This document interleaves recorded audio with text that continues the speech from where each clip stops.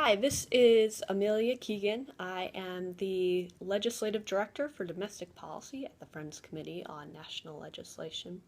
And I'm here to share 3 reasons why and how we can be successful in accomplishing and passing sentencing reform this year. First, I work on a lot of issues in Congress, and for many of them, there are a lot of great ideas, but they're not necessarily politically viable, or many have become too politicized for any movement, or they don't have any champions. They might have supporters, but no members of Congress are really going to go out there and step out on a limb for them.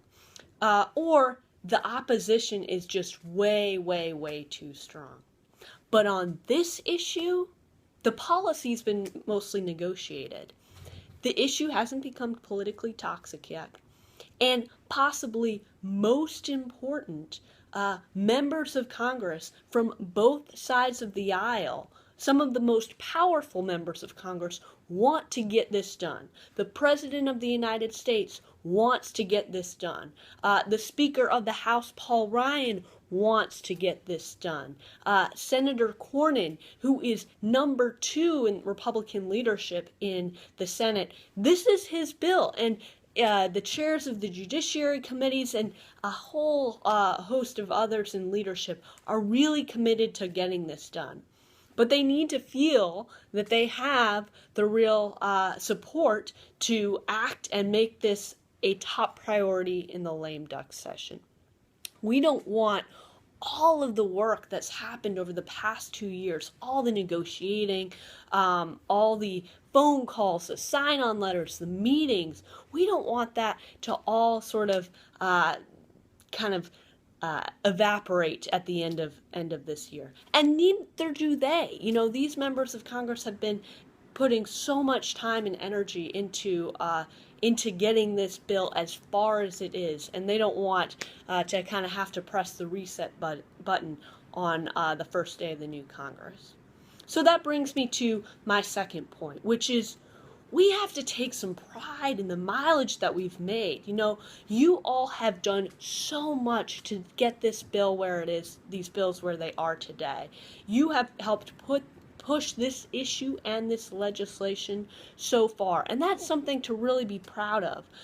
The progress that we have seen on this issue over the past 2 years, both politically and with the public perception, is huge. And a lot of factors contribute to that, but one of the most powerful is the voice of the faith community and how the faith community has really spoken out again on this issue.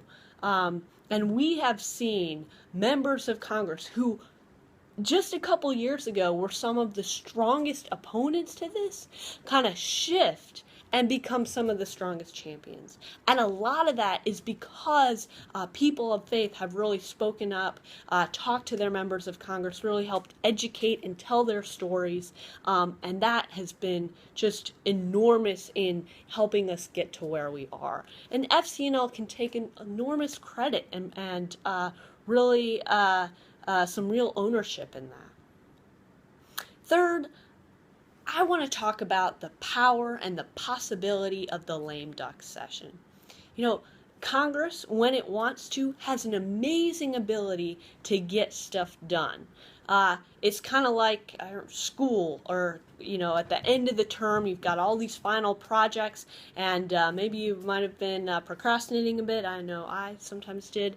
And then you're cramming and pushing out all these big papers at the end of the term, and then you get out of town. And Congress acts the exact same way. The biggest legislative wins I've been a part of recently, they've all happened in these lame duck sessions. 2010 comes to mind when we had child nutrition passed, and then extensions to the earned income tax credit and the child tax credit, and adding on long-term unemployment extension on there too. And there were points of that where people were saying, no, this is too much, Congress can't do all this stuff, or, the timing just too short.